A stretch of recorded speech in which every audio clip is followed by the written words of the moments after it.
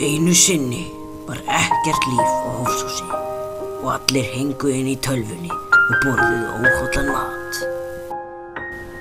Mamma! Eitthvað franskar! En svo kom hann.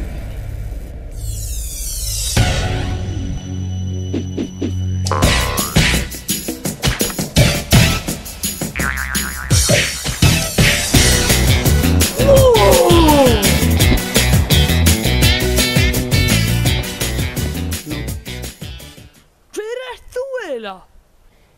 Ég er íþróttaálfurinn. Ertu ekki að grínast? Ég held þú væri ísbíllinn. Og svona gerist ef ég fæ ekki franskar. Þú var að fatta mér franskar.